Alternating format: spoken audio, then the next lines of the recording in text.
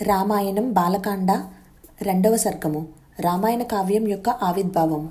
ధర్మాత్ముడు శబ్దార్థ విశేషములను బాగుగా ఎరిగి వివరించుటయందు నేర్పరి అయిన వాల్మీకి మహర్షి నారదుడు ఉపదేశించిన సంక్షిప్త రామాయణ విశేషములను గ్రహించి శిష్యసహితుడై దేవర్షిని వివిధముగా పూజించెను.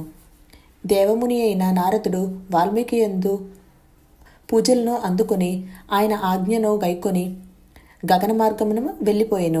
నారదుడు బ్రహ్మలోకమునకు వెళ్ళిన పిమ్మట వాల్మీకి మహాముని గంగా నదీ తీర్థమునకు సమీపమున గల తమసా నది ఒడ్డుకు చేరెను.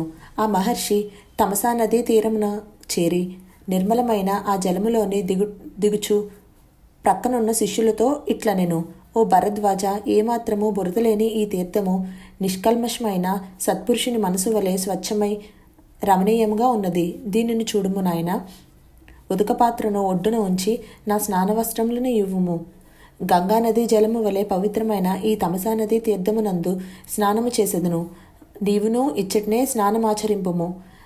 మహామనస్వి అయిన వాల్మీకి ఇట్లు ఆదేశింపగా గురుసేనా నిరతుడైన భరద్వాజుడు ఆ మహర్షికి వల్కములను అందించెను. జితేంద్రియుడైన ఆ ముని శిష్యుని నుండి తన వస్త్రములను గ్రహించి విశాలమైన ఆ వనమును తిలకించుచు దివ్యమైన దాని రమణీయకమును మిక్కిలి అబ్బురపడెను. శాపానుగ్రహ సమర్థుడైన వాల్మీకి ఆ వన సమీపమున క్షణకాలమైనను ఎడబాటును సహింపజాలని క్రౌంశ పక్షుల జంటను చూచెను. అన్యోన్యానురాగములతో మసులుచున్న వాటి మధుర ధ్వనిని వినెను. సమస్త ప్రాణులను నిష్కారణంగా హింసించుచు స్వభావము గల క్రూరాత్ముడైన ఒక కిరాతుడు వాల్మీకి ముని చూచుచుండగా ఆ క్రౌంశ పక్షుల జంటలో మగపక్షిని బాణంతో కొట్టెను. కిరాతుని బాణము దెబ్బకు నేలపై పడి రక్తసిక్తమైన అంగములతో గిలగిలా కొట్టుకొనుచు ఆ మగపక్షిని ఆడపక్షి చూచెను. అనుక్షణము తనపై అనురాగముతో మసులు కొన్నది, బలమైన రెక్కలు గలది, రతిపారవస్యములో మత్తిల్లి యున్నది అయిన తన భర్తయగు మగపక్షి నెత్తురొడ్డుచున్న తలతో అట్లు విలువిల్లాడుచుండగా దాని వియోగమునకు తట్టుకొనలేక జాలికొలుపు ధ్వనితో క్రౌంశ ఆడపక్షి ఏడవసాగెను. క్రూరుడైన కిరాతుని హింసనకు గురి అయి నెత్తురొడ్డుచున్న ఆ క్రౌంశ పక్షిని చూచి ధర్మశీలుడైన వాల్మీకి మహర్షి హృదయమున కరుణరసము పొంగిపొరలెను. మిక్కిలి జాలి కొలిపెడి ఆ క్రౌంశ పక్షులిద్దరూ వ్యవస్థను చూచి శుతిమెత్తని హృదయము గలవాడై ఆ వాల్మీకి ముని ఇట్లు రతిక్రీడలోనున్న పక్షులను హింసించి విడదీయుట కటిక కసాయితనము, అధర్మము అని భావించి ఇట్లు పలికెను: ఓ కిరాతుడా, క్రౌంశపక్షుల జంటలో కామపరవశులై ఉన్న ఒక మగపక్షిని చంపితివి. అందువల్ల నీవు ఎక్కువ కాలము జీవించి ఉండవు. క్రౌంశపక్షుల దుస్థితిని గాంచుచు పలికిన ఆ మునీశ్వరుని మనస్సు ఆ పక్షి విషయమున శోకాతుడై నేను పలికినదేమి అని ఆలోచించసాగాను. మిక్కిలి ప్రజ్ఞాశాలి శాస్త్రకోవిదుడును అయిన ఆ వాల్మీకి ఇట్లా ఆలోచించుచు ఒక నిర్ణయమునకు వచ్చెను. పిమ్మట ఆ మహర్షి తన శిష్యులతో ఇట్లు వచించెను: నేను పలికిన మాటల సమూహమును నామానాక్షరములు గల 4 పదములతో ఒప్పుచున్నవి. లయబద్ధమైన వాద్యయుక్తముగా గానున చేయుటకు తగియున్నది కనుక ఇది ఛందోబద్ధమైన శ్లోకమే. ఈ విధంగా పలికిన ముని వచనములను మా నిషాద ప్రతిష్టాం త్వ మగమహ శాశ్వతీహ సమహ యాత్ క్రౌంశమిదినాదేకం వదీహ కామమోహితం అను శ్లోకమును శిష్యులు సంతోషంగా స్వీకరించెను. దానిని కంఠస్థం చేసుకున్నాను. ఆ శిష్యుని విషయమును మహర్షి సంతుష్టుడయ్యను. అనంతరము ఆ మహర్షి తమసా నదీ జలములో యథావిధిగా స్నానాధికములను ఆచరించి అప్రయత్నంగా తన నోటి నుండి వెలువడిన మానిషాది శ్లోకమా విషయములను స్మరించుచు తన ఆశ్రమమునకు చేరుకొనెను. వినయ సంపన్నుడై వేదశాస్త్రములను అభ్యసించిన వాడై మానిషాది శ్లోకమును ధారణ చేసిన వాడే అయిన భరద్వాజుడిని పేరుగల ఆ శిష్యుడు కలసమున నీరు నింపుకొని గురువుగారి వెంట ఆశ్రమునకు వచ్చెను. ఆ మహర్షి శిష్యునితో కూడి ఆశ్రమమున ప్రవేశించి దేవ పూజాది కర్మములను నిర్వర్తించెను. పిదప సుఖాసీనుడై నదీ తీరమున జరిగిన సంఘటనలనే తలపోయిచు ఇతర కథా ప్రసంగములను, పురాణ పారాయణాది కార్యక్రమాలను నిర్వర్తించెను. సృష్టికర్తయు లోకములకు అధిపతియు మహా తేజస్శాలియు అయిన చతుర్ముఖ బ్రహ్మ ఆ వాల్మీకి మహర్షిని చూచుటకై స్వయంగా ఆయన ఆశ్రమమునకు విచ్చేసెను. అంతట వాల్మీకి ఆ బ్రహ్మదేవుణ్ణి చూచి పరమాశ్చర్యముతో కుశల ప్రశ్నలు గావించెను. శాస్త్రోక్తంగా క్రమంగా సర్వోపచారములను నొనర్చి సాష్టాంగదండ ప్రణామములను చేసెను.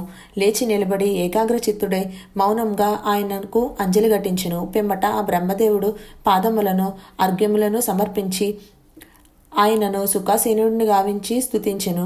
అనంతరము బ్రహ్మోపదేశమునకు పూజింపబడిన ఆసనముపై ఆసీనుడై బ్రహ్మదేవుడు వాల్మీకి మహర్షిని కూర్చున్నట్టుకు ఆజ్ఞాపించెను. బ్రహ్మ యొక్క అనుజ్ఞతో వాల్మీకి కొంచెము ఎత్తు తక్కువగానున్న ఆసనముపై కూర్చుండెను. బ్రహ్మ అంతటి వాడుగా సాక్షాత్గా బ్రహ్మే ఎదుట కూర్చుని ఉన్నప్పటికీ వాల్మీకి క్రౌంచపక్షులు కిరాతునిచి చంపబడిన దృశ్యంచే మనసున చింతించుచూ ఉండెను. క్రౌంచపక్షిని వేటాడవలననే దుర్బుద్ధితో పాపాత్ముడైన కిరాతుడు ఎంతటి క్రూర కార్యము చేసెను. రతిక్రీడలో మునిగిన మధురధ్వని చేయుచు క్రౌంచపక్షిని ఆ కిరాతుడు నిష్కారణంగా వధించెను గదా.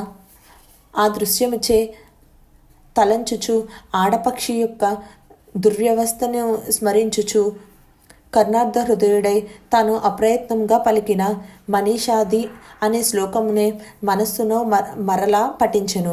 అంతట బ్రహ్మ చిరునవ్వు నవ్వుచు ఆ మహర్షితో ఇట్లా పలికెను. నీవు కనికరంతో పలికిన మాటలో చందోబద్ధమైన శ్లోకమే. ఈ విషయమున విచారింపవలసిన పని లేదు. ఓ బ్రాహ్మణోత్తమ, ఈ నీ వాక్కు నా సంకల్పం ప్రకారమే ప్రవర్తిల్లినది.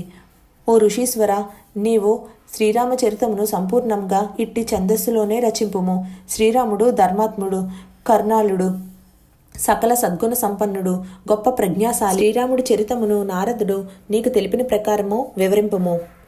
ప్రతిభామూర్తి అయిన శ్రీరాముని యొక్క చరితమును, లక్ష్మణుడి ఉదంతము, సీతా వృత్తాంతము, భరతాదుల గాథలను, రావణాది రాక్షసుల కథలను, లోక ప్రసిద్ధములైనవి రహస్యంగానే మిగిలినవి అన్నింటినీ వివరింపుము.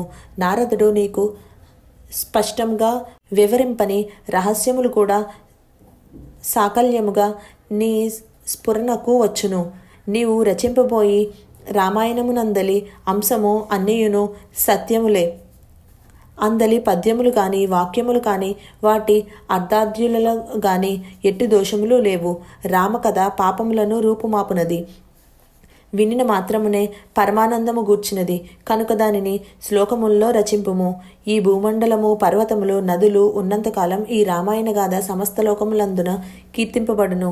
నీచే రచితమగు రామాయణ గాథ శ్లాఘింపబడుచున్నంత వరకు నీ కీర్తి ప్రతిష్ఠులు ముల్లోకముల యందు వ్యాప్తి చెందును. ఈ విధంగా పలికి బ్రహ్మదేవుడు అచ్చట్నే అంతర్ధానమయ్యను. అప్పుడు వాల్మీకి మహర్షి ఆయన శిష్యులను ఆశ్చర్యమును మునిగిరి.